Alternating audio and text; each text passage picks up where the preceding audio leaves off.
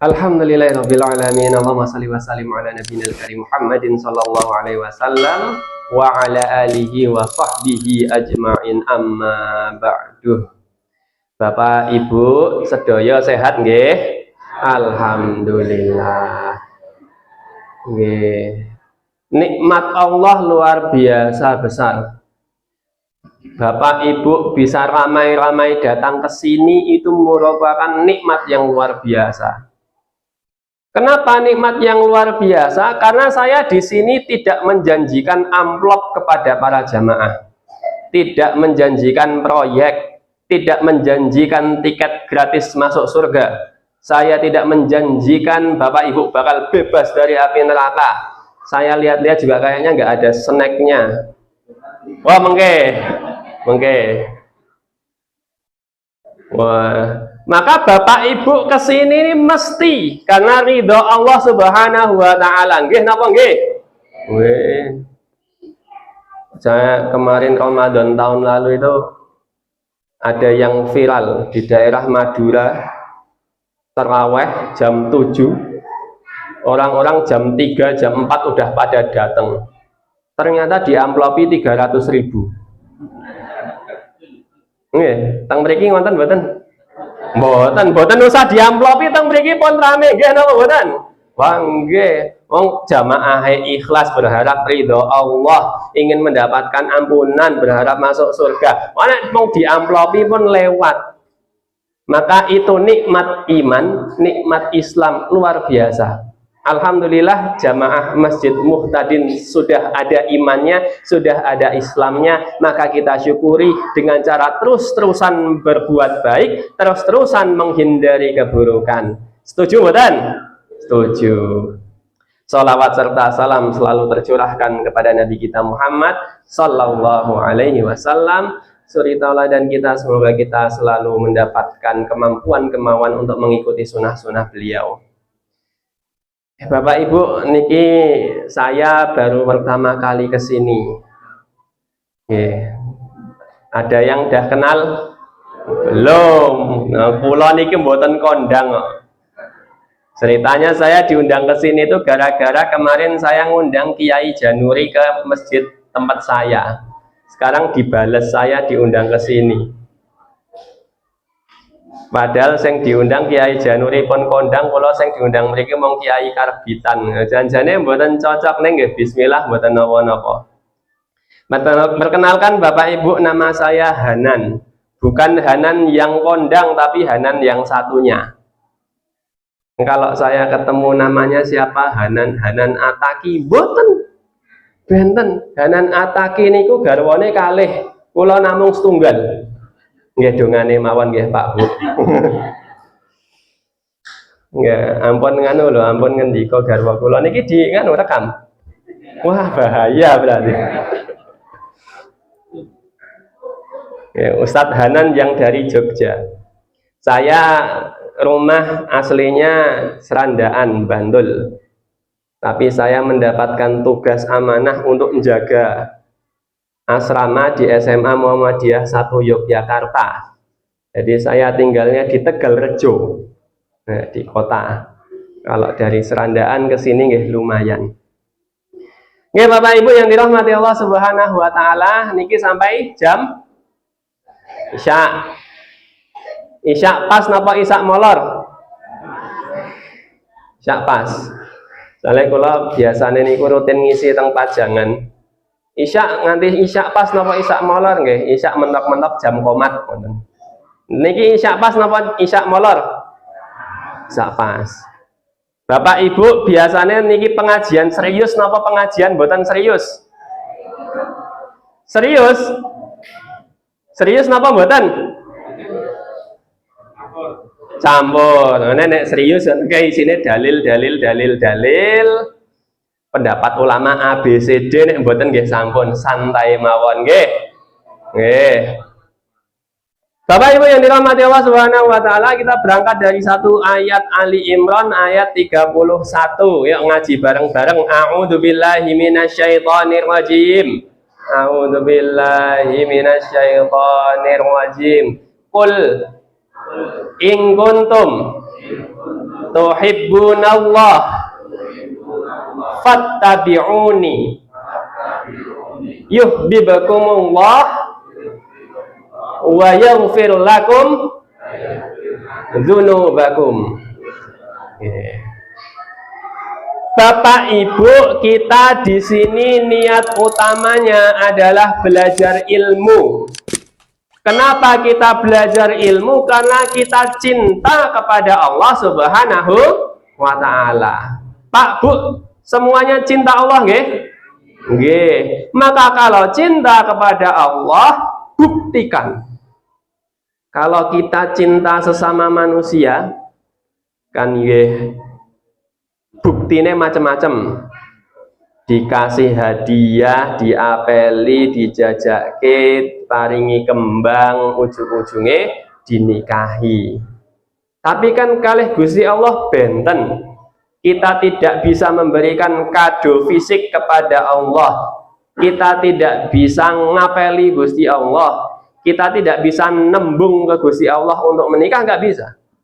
Maka kita buktikan cinta kita kepada Allah melalui apa? Qul in kuntum tuhibbunallah, katakanlah nek kita itu ngakunya cinta kepada Allah, maka buktikan dengan cara fattabi'uni, ikutilah Rasulullah sallallahu alaihi wasallam. Yuhibbukumullah, maka Allah pasti akan balik menyayangi, mencintai kita. Kalau kita mencintai manusia kan belum tentu balik. Kita suka sama orang, belum tentu orang itu suka balik sama kita. Wong yang sekarang sama-sama cinta, belum tentu di masa depan masih cinta. Artis-artis sekarang gaweane cerai. Padahal duit yo cukup, rumah yo besar, mobil mewah, tapi cerai.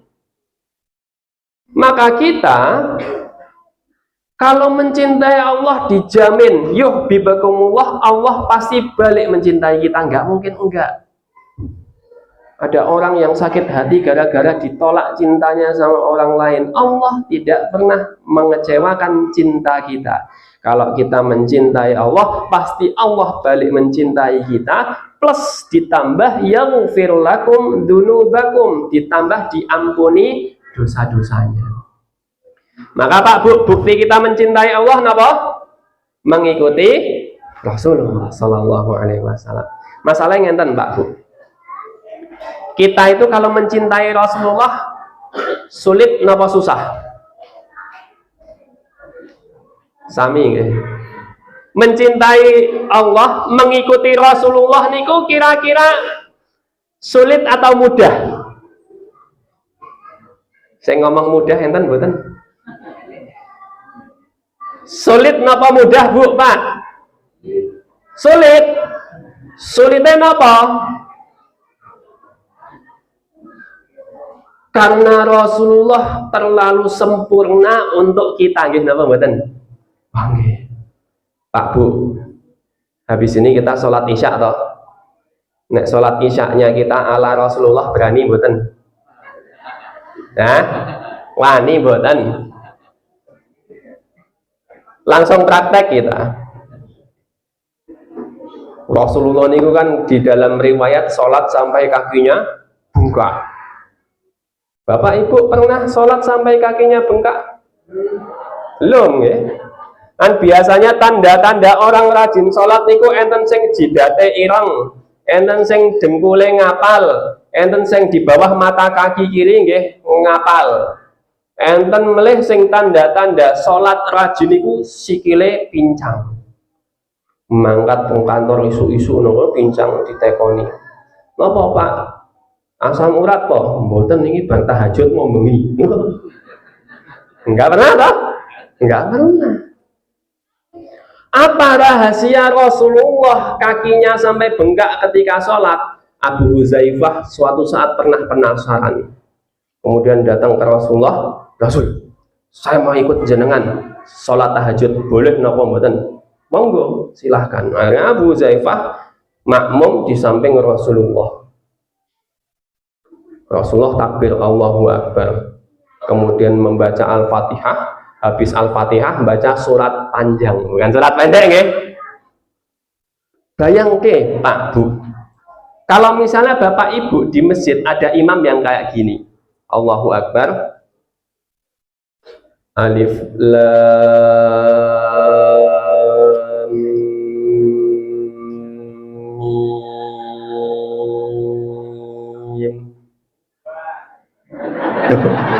Niki dereng lanjut balikal kita bula lho pun bubar. Pripun to? Wah. Di sini kalau Ramadan ada program sholat terawih 1 kali terawih 1 juz mboten? Mboten, nek misale diadake enten sing bulan mboten? Pripun to? Nah, biasanya kalau masjid-masjid gede ada ya. Di daerah Bantul kalau nggak salah Jamasba itu ada. Jadi golongan awal yang habis Isya itu yang suratnya pendek-pendek, kemudian yang malam jam 1 jam 2 itu yang panjang. Saya pernah kejebak di masjid gede Kauman. Saya iseng-iseng meraweh ke sana, ternyata pas 1 juz. Wah, nek arep balik badan kok ya isin karo jenggot. Arep lanjut ya keju lah, bismillah, enggak apa-apa. 1 juz bener-bener Bu. Iya, rada goyang-goyang sithik nggih mboten napa-napa. Tapi Rasulullah kan begitu. Rasulullah tuh nggak ada ngaji kok ngebut.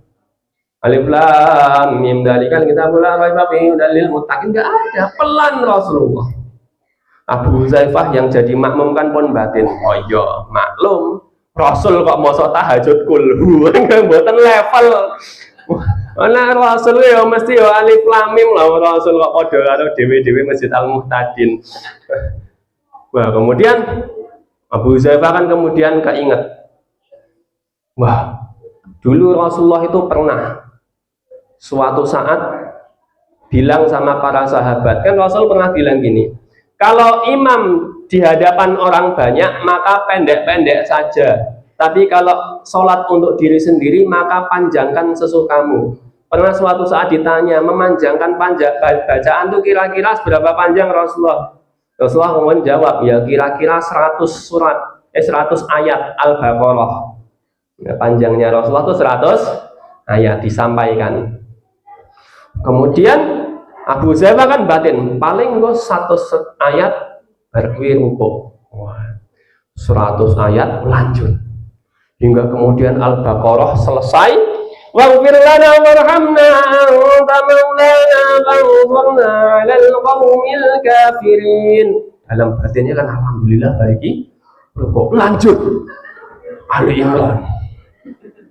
Ali Imran sampai selesai batin alhamdulillah ya Allah, ruku ya Allah. Lanjut An-Nisa sampai mau selesai Abu Huzaifah udah pasrah, ya Allah, bari kini lanjut Al-Maidah, ya Allah aku ikhlas, lanjut ke Al-Maidah, ya Allah. Alhamdulillah An-Nisa selesai rokok 1 rakaat. Besoknya Abu Huzaifah ditanya sama teman-temannya, Abu Huzaifah, piye mau bengi lemu sholat tahajud bareng Rasulullah? Abu Huzaifah bilang, wis mau wae, sesok-sesok wegah. Bukan masalah nggak kuat, cuma kan kayak tebak-tebak berhadiah. Sholatnya tuh jadi nggak khusyuk, dalam hatinya bukan mikir kayak Gusti Allah, tapi iki kapan rukuke, iki kapan rukuke, iki kapan rukuke, suwi banget. Iku Rasulullah. Siap wonten Bu, Pak. Ini saya tadi membaca surat Al-Qamar.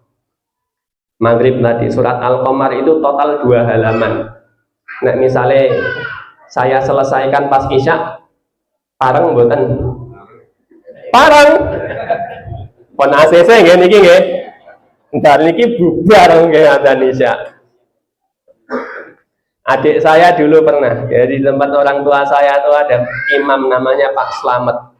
Adik saya datang, yang imam Pak Slamet balik, adik saya kabur, nggak mau.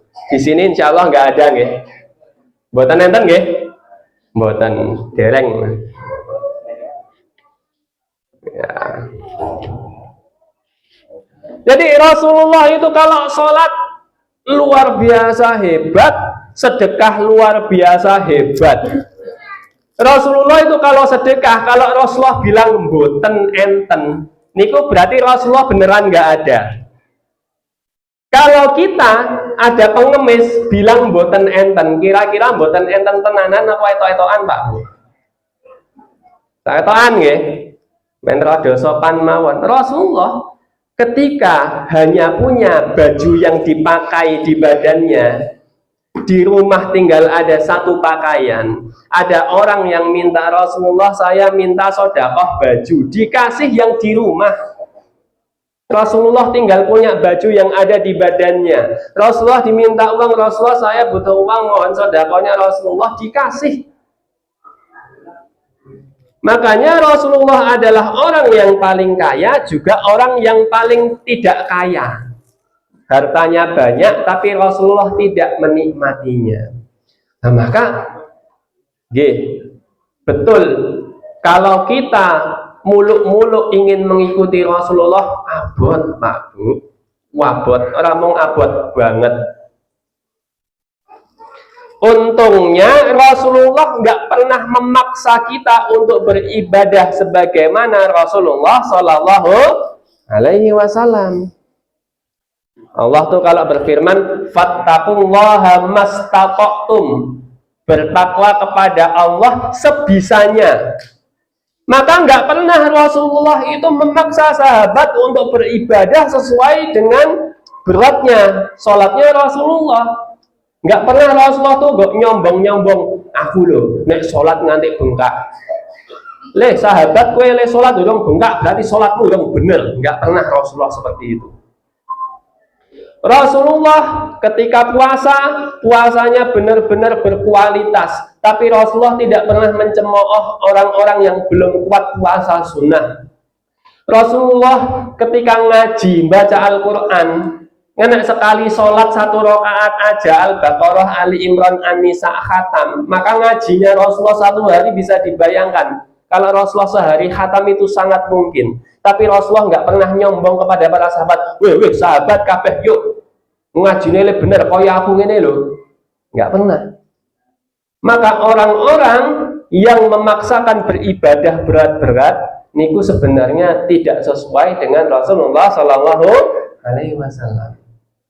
Maka Pak Bu, yuk kita membuktikan cinta kita kepada Rasulullah dan kepada Allah Subhanahu wa Ta'ala. Bisa kita mulai dengan ibadah yang kecil-kecil. Ibadah yang kalau misalnya dibandingkan dengan ibadahnya Rasulullah, ya kalah adoh. Tapi itu yang kecil-kecil bisa kita mulai. Itulah bentuk syumuliyatu Rasulillah Sallallahu Alaihi Wasallam. Rasulullah niku bisa dicontoh dari berbagai arah, atas, bawah, depan, belakang, kanan, kiri bisa. Di masjid bisa dicontoh, di medan perang bisa dicontoh, di rumah bisa dicontoh. Kalau misalnya kita mencontoh sosok selain Rasulullah, biasanya ada hal-hal yang tidak bisa dicontoh. Misalnya kita punya presiden sekarang, nak pidato menggebu-gebu, wapik. Kemarin sidang PBB pidato pakai bahasa Inggris, fasih. Maka pidatonya Prabowo keren, kita bisa nyontoh. Tapi kalau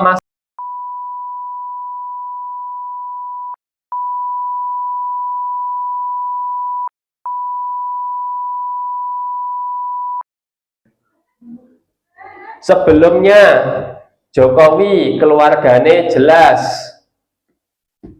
anaknya jelas, istrinya jelas. Artinya ada sisi-sisi yang selalu bisa menjadi kelemahan gitu loh.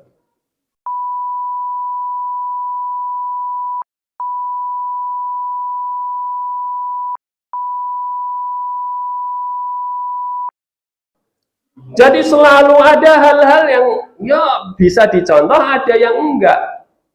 Kita misalnya mengidolakan pemain bola, biasanya pada mengidolakan Lionel Messi sama Cristiano Ronaldo. Ya yang cuma bisa kita contoh ya sepak bolanya, ya mungkin gaya hidupnya. Tapi kita, Pak Bu, saya tanya, Cristiano Ronaldo kalau cebok pakai tangan kiri apa kanan? Ngertos, badan? Mboten, enggak penting. Tapi Rasulullah Pak Bu, cebok pakai tangan apa? Kita contoh loh. Rasulullah. Lionel Messi kalau tidur miring kanan apa miring kiri? Nggih boten ngertos. Dan kita nggak peduli. Tapi Rasulullah, hal-hal yang seperti itu kita peduli. Maka Pak Bu, kalau kita belum bisa mencontoh bab ibadah-ibadah yang besar, maka setidaknya kita usahakan mencontoh ibadah-ibadah yang kecil-kecil. Ya sok-sok ki dhewe iki ya macam-macam kok, ngreti ibadah sing abot-abot nggih. Mboten kuat, sing cilik-cilik nggih ditinggalke, malah ngibadah kalih ibadah-ibadah sing mboten enten contoh tuntunane kalih Rasulullah sallallahu alaihi wasallam, ini malah masalah. Ini saya dapat request dari Kiai Januri. Materinya sing enteng-enteng mawon. Beliau ngasih contoh tentang hadis-hadis dhaif di bulan Rajab dan puasa. Mana ini ku abot, Pak. Tapi nggak apa-apa kita singgung dikit. Pak, Bu, yang kita hormati. Sekalian kita menghadapi Ramadan, kita membuktikan cinta kita di bulan Ramadan dengan benar-benar mengikuti apa yang dicontohkan oleh Rasulullah Sallallahu Alaihi Wasallam. Dan di bulan Ramadan ada banyak sekali perbuatan-perbuatan yang dilakukan oleh masyarakat yang tidak ada contohnya oleh Rasulullah Sallallahu Alaihi Wasallam. Maka tadi kita ingat, semangat kita membuktikan cinta dengan cara mengikuti Rasulullah. Terus kalau kita ngibadah tidak sesuai Rasulullah itu kira-kira Allah suka atau enggak? Nggih, belum tentu. Nek Allah suka ya alhamdulillah, nek boten ancamannya besar Pak Bu. Maka di waktu sisa niki adzan jam pinten nggih isa nggih? 17 masih ada 20 menit. Kita bahas materi inti sing rada abot terkait dengan amalan-amalan lemah di bulan Ramadan. Bapak-bapak, ibu-ibu yang dirahmati Allah, setidaknya saya akan membawa 4 hal-hal dhaif di bulan Ramadan. Kalau tinggal 20 menit berarti satu pembahasan 5 menit. Yang pertama, bapak-bapak, ibu-ibu, jenengan pernah dengar hadis bahwa bulan Ramadan itu awalnya adalah rahmah, tengahnya adalah maghfirah, akhirnya adalah itqun minan nar, dibebaskan dari api neraka. Pernah dengar buatan Bu, Pak? Ya, setidaknya Ramadan mesti ada yang bawa-bawa kayak gitu nggih. Itu ternyata hadisnya dhaif, Pak. Hadisnya lemah. Kenapa lemah? Karena bertentangan dengan hadis dan juga ayat-ayat yang lain. Contohnya apa? Rasulullah Shallallahu Alaihi Wasallam misalnya dalam hadis Bukhari nomor 3738 misalnya, beliau bersabda gini, Bapak Ibu sudah hafal semuanya. Man shoma ramadhana imanan wahtisaban ghufira lahu ma taqaddama min dambi. Pak Bu, kalau kita puasanya itu serius, maka kita mendapatkan maghfirah. Kira-kira maghfirahnya itu cuma dapat di tengah apa 1 bulan full? Sebulan full. Mboten enten pembagiannya tengah-tengahan wonten niku. Pak Bu, ketika kita di bulan Ramadan, kita mendapatkan ampunan dari Allah karena ghufira lahu ma taqaddama min dambi. Kita kemudian mendapatkan ampunan, kita dibebaskan dari api neraka. Kira-kira dibebaskan dari api nerakanya itu berpotensi 1 bulan full, napa pas akhir-akhir kok full. Maka bulan Ramadan 30 hari rahmat, 30 hari maghfirah, 30 hari dibebaskan dari api neraka. Tapi isinya api. Nggih apik, tapi jangan sampai kita bilang itu dari Rasulullah Sallallahu Alaihi Wasallam. Termasuk misalnya ada doa, Bapak Ibu mesti pernah mendengar terutama akhir-akhir ini. Allahumma barik lana fi sya'bana wa rajaba wa ballighna Ramadan. Pernah dengar nggih? Ini hadisnya juga dhaif, Bu, Pak. Ternyata tidak ada nyampaikan Rasulullah Shallallahu Alaihi Wasallam. Boleh tidak kita berdoa seperti itu? Boleh. Tapi kita tidak boleh meyakini bahwa doa itu berasal dari Rasulullah Shallallahu Alaihi Wasallam. Kita loh, jangankan Rasulullah, kita nggak bilang seperti itu, tahu-tahu orang lain nuduh. Kira-kira kita tersinggung buatan? Misalnya, saya itu pilihan politik saya dukung Prabowo, misalnya ya. Tahu-tahu tetangga bilang, kalau Ustadz Hanan ki ora seneng karo Prabowo, kira-kira saya tersinggung nggak? Tersinggung. Jenengan misalnya dalam rangka mempromosikan dagangannya, kemudian membuat promosi di jalan di kota-kota Jogja itu banyak promosi masker misalnya. Tulisannya apa? Rafathar pernah beli masker di sini. Ada juga Deddy Corbuzier pernah beli di sini. Pernah lihat nggih Pak, Bu? Nah, misalnya jenengan belum pernah beli di situ, kemudian ada orang-orang ngaku beli di situ, kemudian dalam rangka bohong buat promosi, kira-kira kita tersinggung nggak? Tersinggung. Apalagi Rasulullah Shallallahu Alaihi Wasallam, jangan sampai kita mengatasnamakan Rasul untuk kebohongan. Nah, Rasulullah sudah mengatakan, man kadzdzaba alayya muta'ammidan falyatabawwa maq'aduhu minan nar. Kalau kita berdusta, berbohong, bawa nama Nabi, maka jelas monggo disiapkan tempat duduknya di neraka. Maka tadi nggih, Allahumma barik lana fi sya'bana wa rajaba wa ballighna Ramadan, itu boleh diucapkan atas dasar keyakinan doa tok, tapi tanpa menganggap bahwa itu dari Nabi Shallallahu Alaihi Wasallam. Termasuk doa buka puasa. Doa buka puasa gimana kalau di masjid ini, Pak, Bu? Allahumma lakasumtu napa dhahabat dhama'u. Napa dua-duanya? Dua-duanya. Bagaimana, Bu? Doa buka puasa. Dhahabat dhama'u. Tapi biasanya Allahumma lakasumtu. Di sini Allahumma lakasumtu diucapkan juga enggak? Diucapkan juga. Niku juga hadisnya dhaif. Boleh enggak diucapkan? Nggih, boleh, asalkan tidak diyakini bahwa itu doa dari Rasulullah. Saya tidak bilang mengharamkan. Allahumma barik lana fima razaqtana, kan nggih dhaif hadisnya. Boleh enggak doa Allahumma barik lana? Boleh, tapi tidak diyakini itu sebagai bagian dari ajaran Rasulullah. Kalau doa selain ibadah bebas, Pak, Bu. Jangankan doa makan, jangankan doa buka puasa, pakai bahasa Indonesia saja boleh.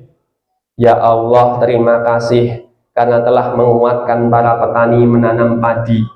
Ya Allah, terima kasih karena telah memberikan kemudahan peternak untuk bisa memelihara sapi, sehingga nasi dan juga rendang bisa terhidang di depan kami. Ya Allah, kami bersyukur kepadamu ya Allah, karena masih diberikan air bersih. Kita tidak perlu membeli di toko sebelah. Boleh nggak doa pakai bahasa Indonesia? Boleh. Apalagi bahasa Arab, asal tidak diyakini sebagai ajaran dari Rasulullah. Jelas nggih? Jelas. Kemudian di antara amalan-amalan yang lemah di bulan Ramadan adalah ada anggapan berbukalah dengan yang manis. Tang mriki nek takjilan ngagem es teh napa banyu putih. Teh panas. Kalau saya kasih tahu bahwa hadisnya yang Hasan itu pakai air putih, Bapak Ibu mau mengubah jadi air putih enggak? Hah? Tapi enak ya. Saya tadi banyak putih gitu ya loh. berbuka dengan yang manis, jangankan hadis doif, hadis palsu pun nggak ada itu temuannya. Yang ada itu iklan. Berbukalah dengan yang manis, ya itu.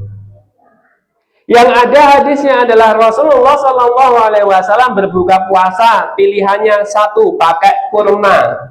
Kalau nggak ada kurma, pakai air putih. Kalau nggak ada air putih, ada hadis yang lain yang dhaif. Dikatakan bahwa Rasulullah ketika nggak ada kurma, nggak ada air putih, boleh juga pakai makanan yang dia belum tersentuh api.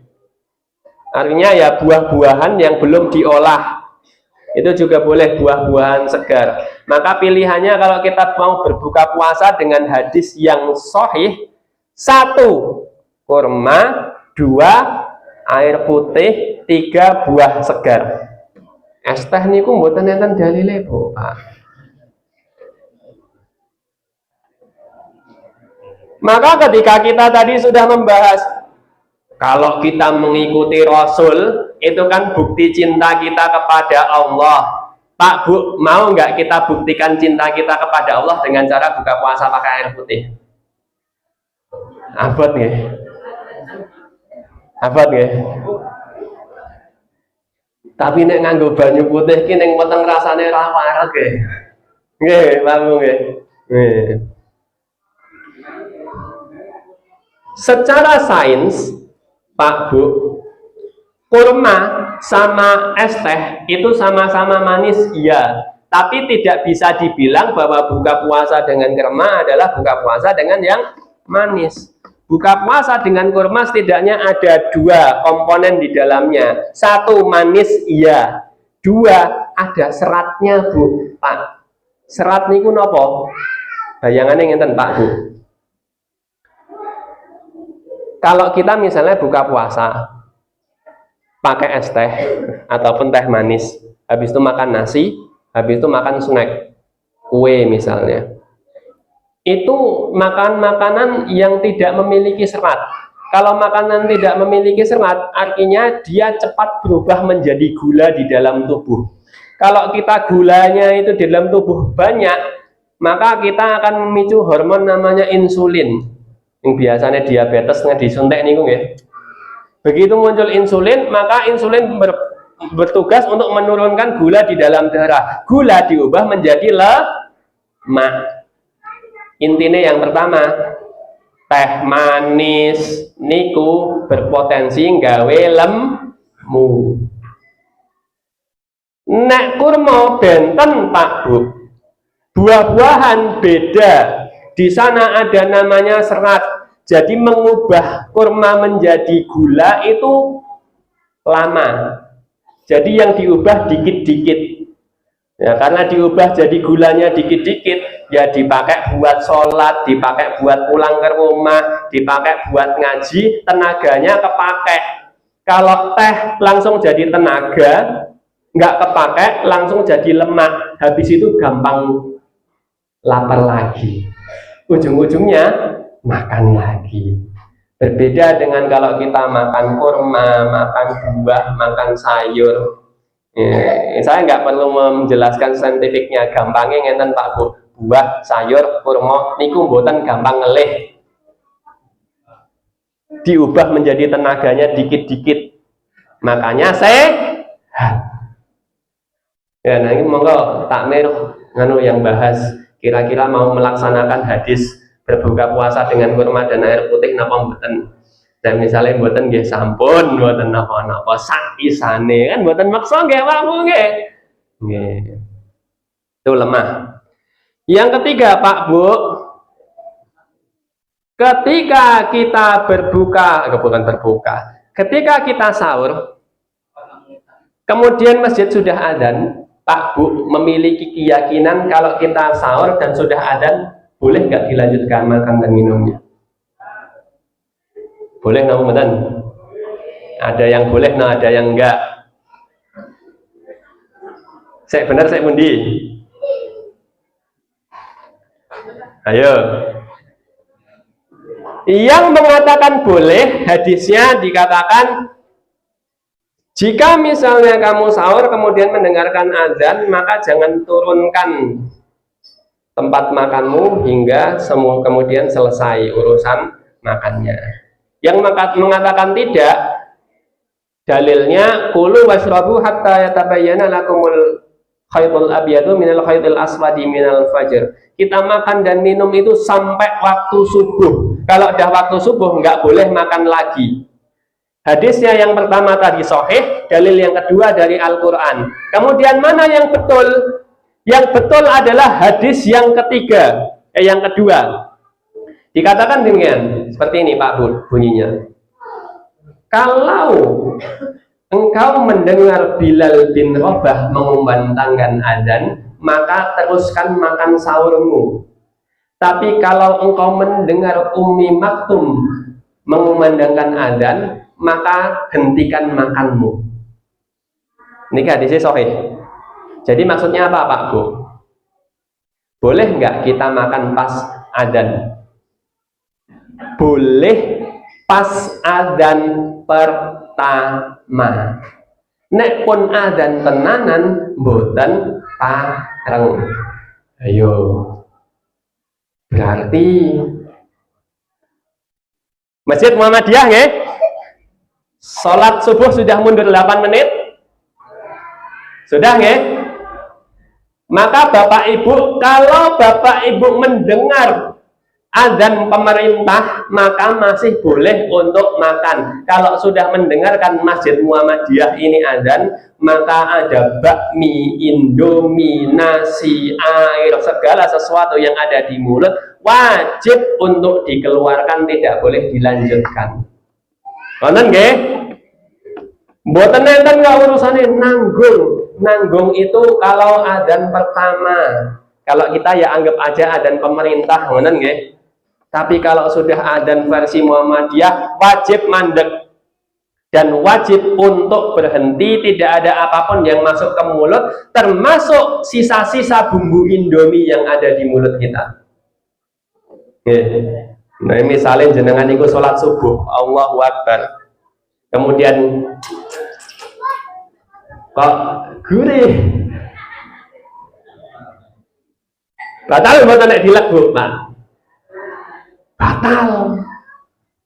Air liur ada 4 yang membatalkan. Kalau kita menelan air liur biasa batal mboten?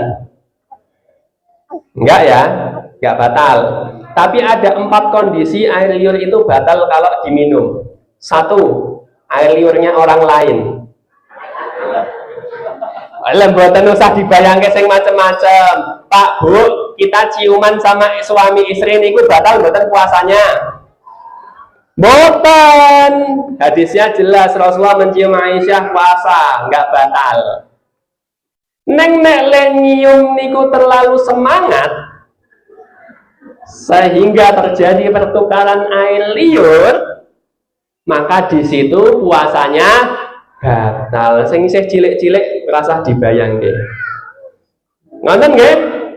Jelas. Dene sesuk nek mung nyayang kok pareng, pipi pareng, mulut-mulut boleh, ning aja terlalu semangat. Yang kedua, yang membatalkan adalah air liur yang sudah keluar dari mulut. Maksudnya piye? Ngeces diseruput melih. Batal. Misalnya Pak Bu Wahim hacing mboten sengaja keluar, mboten betul tisu dilap ning klambi jijiki, itu kalau diseruput lagi batal loh, Bu. Enggak, saya mengakui nggih pisan pindho pernah lah kaya ngono ya, Ustaz ki ya tau nyeruput umbel niku. Itu batal. Ngoten nggih? Yang ketiga, air liur yang membatalkan adalah air liur yang dikumpulkan di mulut sampai banyak kemudian ditelan. Jadi ngidu dikumpulkan di mulut sampai udah banyak terus diteguk, bluk, batal. Pernah mboten Pak Bu? Mboten ngaku. Cah cilik-cilik biasanya nyoba-nyoba kaya ngono. Aduh ngelak banget dikumpulke lah idune mak gluguk ngoten niku batal. Yang keempat yang membatalkan adalah air liur yang bercampur dengan benda asing. Air liur campur gula, air liur campur kopi, campur teh, campur bumbu sop, campur bumbu Indomie, batal. Maka jenengan pas sholat subuh, kalau misalnya kok kerasa ada rasa yang tertinggal di dalam mulut, maka apa yang kita lakukan? Ya ditahan sampai salam, kemudian dikeluarkan di tempat wudhu. Berarti le kumur-kumur, le sikatan kurang resik. Maka Pak Bu, kalau sahur selesai, le sikatan le resik. Selilit kalau misalnya kita telan, batal nggak Pak Bu? Batal badan? Ayo. Ada dua kondisi. Kalau nggak sengaja batal. Kalau kita tahu itu selilit dan kita telan, maka batal. Kalau misalnya nggak tahu, ya nggak apa-apa. Sehingga amalan nanggung dalam rangka makan sahur itu adalah amalan yang salah. Tidak boleh kita makan sama sekali ketika memang sudah waktu adzan berkumandang. Kalau imsak masih boleh, adzan versi pemerintah boleh, adzan masjid-masjid NU monggo. Tapi kalau adzannya masjid Muhammadiyah sudah berkumandang, maka silahkan. Nah misalnya jenengan sahur sama sanak keluarga besar yang dia itu NU, diiming-imingi mawon. Wes adzan kayak masjid pemerintah kayak wes mandek sahurmu kan Muhammadiyah isih oleh mangan. Nikmatnya jadi warga Muhammadiyah, sahore dapat diskon 8 menit.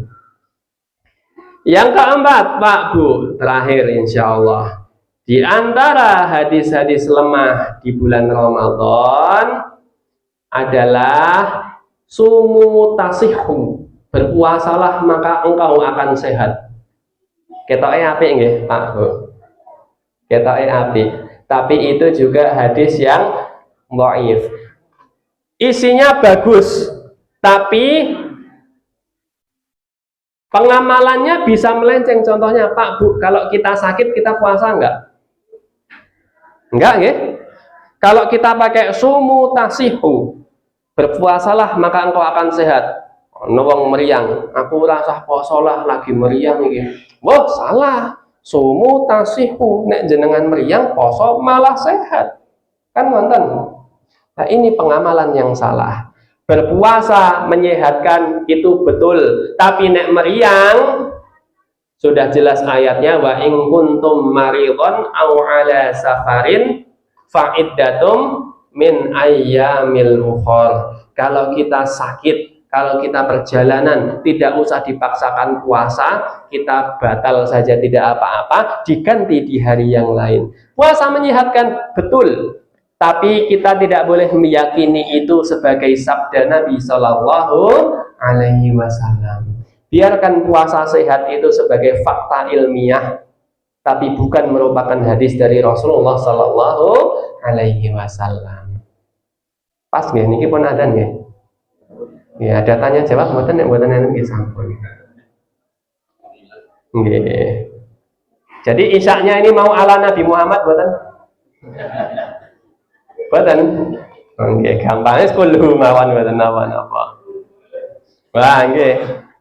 Maka Pak Bu, yuk mari kita semangati lagi niat kita untuk mengikuti Rasulullah dalam rangka membuktikan cinta kita kepada Allah Subhanahu wa taala, dan juga kalaupun kita tidak bisa melakukan amalan-amalan yang besar, kita mulai dengan amalan-amalan yang kecil tapi rutin. Dan jangan sampai kita terjebak kepada amalan-amalan yang dhaif, amalan-amalan yang tidak ada dasarnya, amalan-amalan yang bahkan dipalsukan oleh orang-orang di luar sana, sehingga cinta kita benar-benar terbukti oleh Rasulullah, oleh Allah Subhanahu wa taala melalui amalan-amalan kita itu. Wabillahi taufik wal hidayah. Assalamualaikum warahmatullahi wabarakatuh.